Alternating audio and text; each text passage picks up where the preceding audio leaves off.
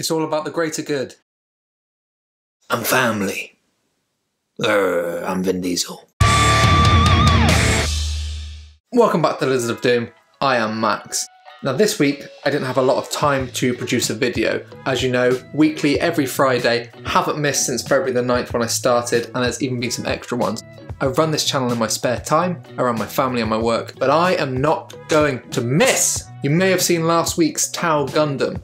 That was a good video. I liked that one. I had time to put that one together. This time, I've got to paint 2 tanks for that list quickly. This is going to be like an easy step-by-step for how to get some tabletop ready camouflage tanks. That sounds good. So subscribe, tick on my like button. Oh yeah! And let's get into it. These have not been updated since they came out in October 2001, when I was 8. I'm going to prime these old boys in the basic black spray. I'm using Vallejo black primer through the airbrush.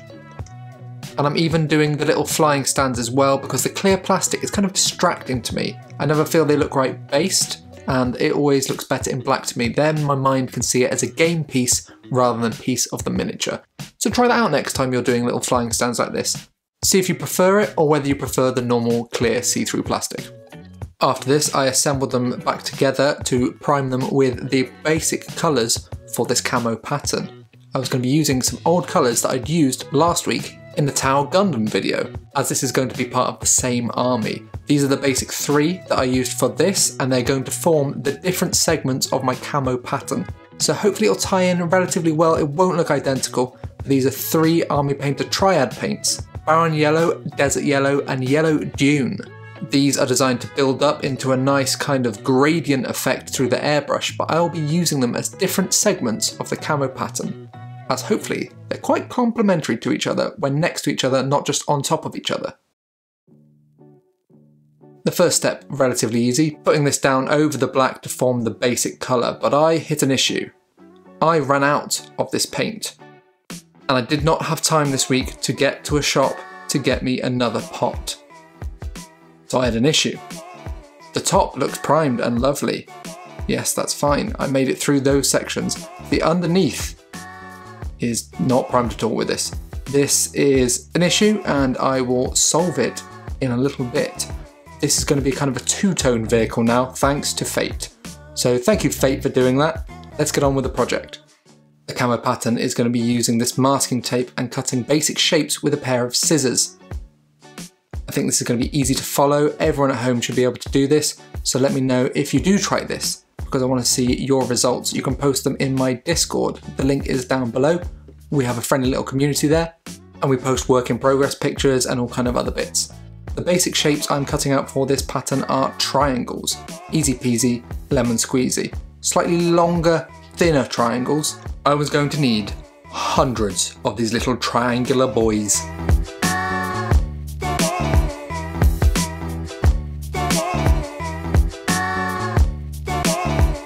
These triangular shapes were going to be the basis of the entire camouflage pattern, and cutting them out took ages, but thankfully, thanks to the editing magic, it's done pretty quickly for you. I placed these all over the yellow sprayed areas of this model. I made sure there were gaps in between them so there's more space to do different colour camo markings with later stages of the airbrushing. After a little while of putting them all on, I was there. This was done and ready for the next spraying from the airbrush. Last week I held a competition to name my human Tau army, and the winner is Matt Buckley with the Amikan Guevason First, also known as the Loyalists. I did a little bit of lore in the last video. If you'd like to hear that, check that out.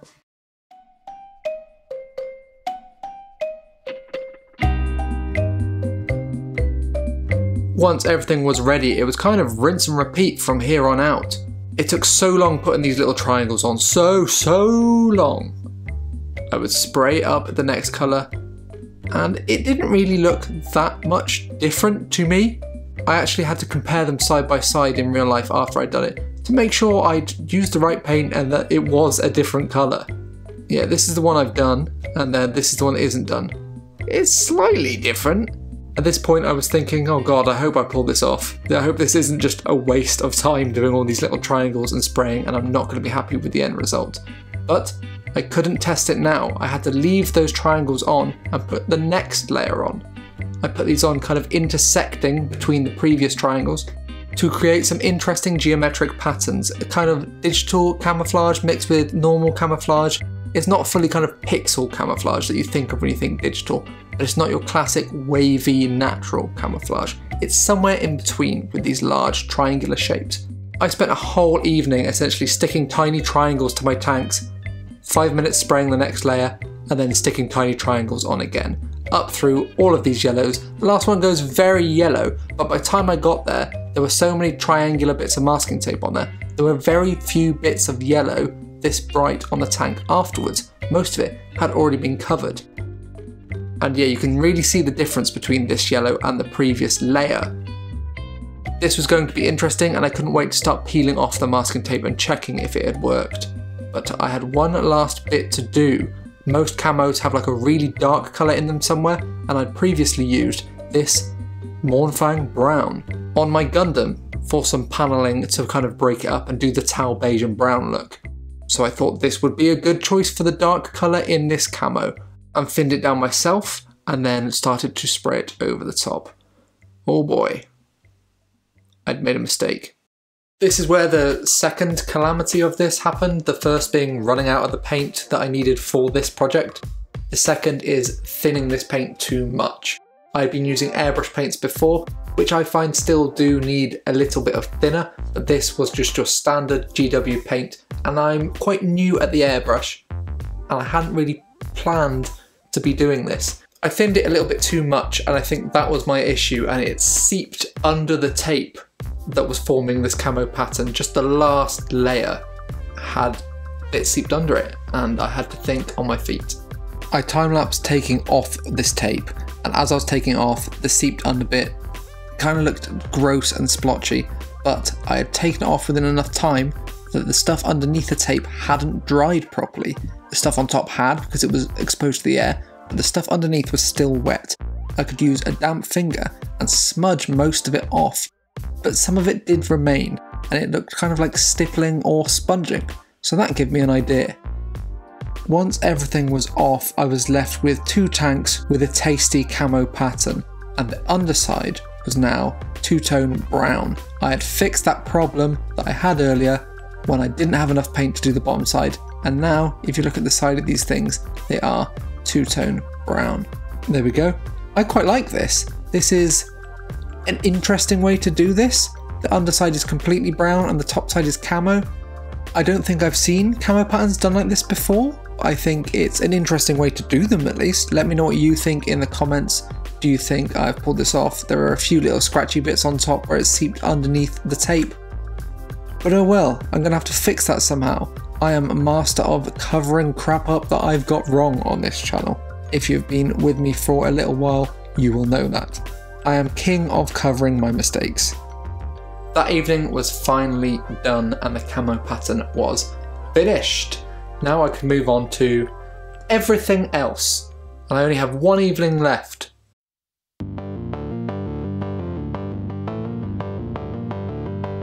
I started with some decal fix. You can put this onto the model instead of putting a varnish on it to prepare it for decals. It makes the surface clean and ready and a little bit textured to receive the decal well and make sure it sticks nicely. I was only putting one decal on these boys, just a little Tau transfer on the bonnet here to make it obviously Tau. I mean, it's a Tau vehicle, it's obviously Tau, but you know what I mean. It needs something, and I didn't want to put all the red writing that comes with this because I'd put white writing on my Gundam, and I didn't want it to not match that. So just one little Tau decal on the front here, fiddly little Tau decals on the front here. I'm always like this with decals, I can never get them on smoothly. Let's see this one. Nope. Try again. There we go. Is that on? Oh, wiggled. Oh, wiggled. Oh, wiggled again. Oh, wiggled again. There we go.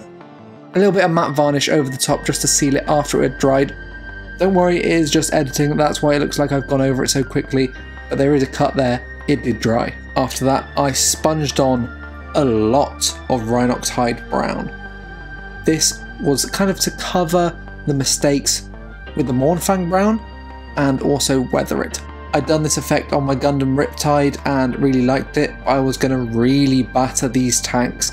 These are the only Tau models in this Tau army, so therefore I kind of feel like they've been given to these Guevesa. And the Tau aren't going to give them their best tanks. They're going to give them something second-hand, something used, something reasonably priced. Especially seeing as Guevesa literally means human helper.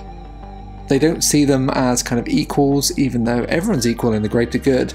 Yeah, human helper doesn't sound like you're the main part of the army. You're just kind of a reserve unit, and they ain't going to give you their shiny new Ferrari of tanks. They're going to give you the one that's probably already been written off. I absolutely spammed this everywhere. This was quite a lot. I don't know if I went a bit overboard. I apologise for the flickering of light in this. The footage has gone a bit weird. I genuinely think it's because the lighting couldn't read properly across the camo pattern, because this has never happened to me in any video before, but my camera couldn't read the light properly because of my camouflage pattern. Yeah, this is heavily weathered. Every corner has some kind of dinging on it. This kind of helps separate the panels again because the camo pattern is so good at hiding the shapes, and I know this is why camo is invented, but I still want to be able to read my miniature. So this is what I've done. Every edge is dinged up, and now we can see where things start and begin. The boys are looking good, but there are a few more steps to be done, and I'm running out of time fast. Yeah. The next step took a little bit of time again. It was picking out all of the black. This was going to separate it from all the camo pattern and really kind of bring this tank back visible, because the camo pattern is doing a really good job of disguising all of the shapes within this miniature. I guess I painted it well because it's working. Once all the black details were picked out, you can see that there are other bits on this tank. It's not just all one kind of shell. There are little vents, little other panels, little engines, and bits that need to be picked out, little bits that could be sensors. Yeah, the black really kind of sets it off. This is looking good. I really enjoyed painting these. It was a push for me to get to this point, but yeah, I'm happy with where I've got to, and I'll be proud to put this on a tabletop. There's just a few more little bits that need doing. Pew pew, pew pew. Some white star from Two Thin Coats applied with Two Thin Coats over everywhere there was going to be a lens or a window or something like that. There was the main windscreen here, some little lenses down on the sensors underneath the bonnet, and some like tail lights at the back as well. These all got Two Thin Coats of Two Thin Coats, Duncan's White Star, ready for some nice contrast paint. Contrast is speed painter's best friend. If you haven't tried it, try it. You will love it. While that was drying, I put some Flesh Terror's red contrast over all the missile heads on these little drones on the side here, and the one big missile stuck underneath. Everyone knows Tau have red rockets. I then went over all of the white areas with some athematic blue to match the lenses on the Tau Gundam Riptide. This is a nice kind of cold clash against these warm browns and yellows that are on this model, and it stands out very, very nicely.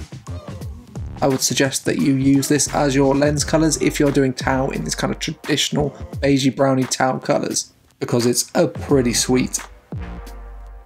I would have loved to do some edge highlighting on the black to kind of bring it out again in some Storm Vermin Fur Grey. I think that's what I did the Gundam black in last week.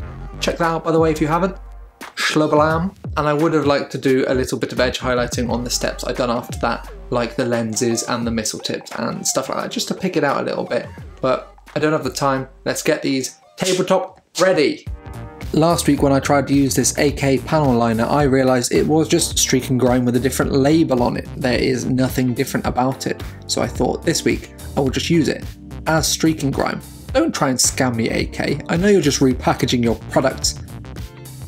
I put it on straight out of the pot, decided it was a little thick, so thinned it down on the model and then made a thinner version for me to apply all over. This grey is a very nice way to add some battlefield dirt to your miniatures without them just looking mucky. If I'd used the normal streak and grime that's kind of a browny, greeny colour, it would have looked like muck, like jungle muck.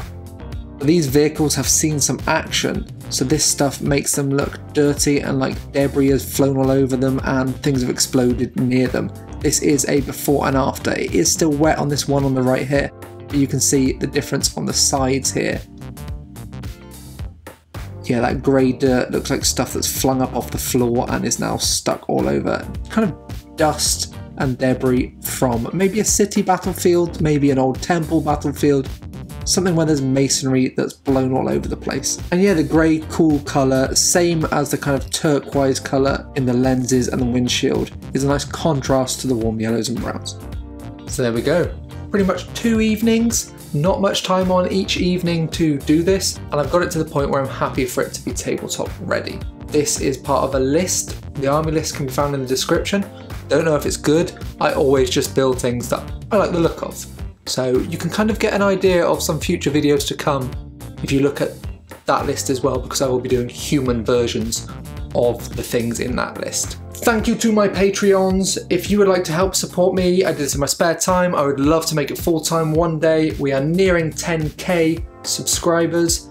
If you would like to help support me, subscribe, that is free. Join the Patreon, everyone's names will be over the end. You get little bonuses with that as well. The link to the Patreon is up there and also down in the description. So I will see you next time. Remember, it's not a pile of shame, it's a pile of future fun. See you next time. Did I say see you next time twice?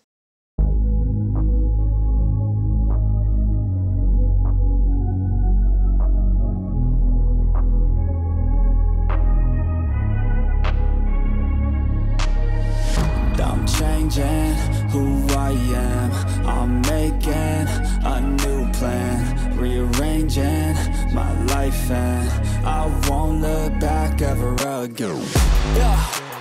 You ain't see me activated. You better hope that you never see me agitated. I think about my actions, plan them out, evaluated. That's how I end up on the top, man, I'm calculated. My mind's a weapon, my body is the engine. I'm never second guessing, I just do what I was destined. Cause I feel I got the blessing, persistence and obsession. That's how you keep progressing, I already learned that lesson, yeah. I'm changing who I am. I'm making a new plan, rearranging my life, and I won't look back ever again. You can't stop what's moving. You can't stop what's moving. I'm changing my life, and I won't look back ever again.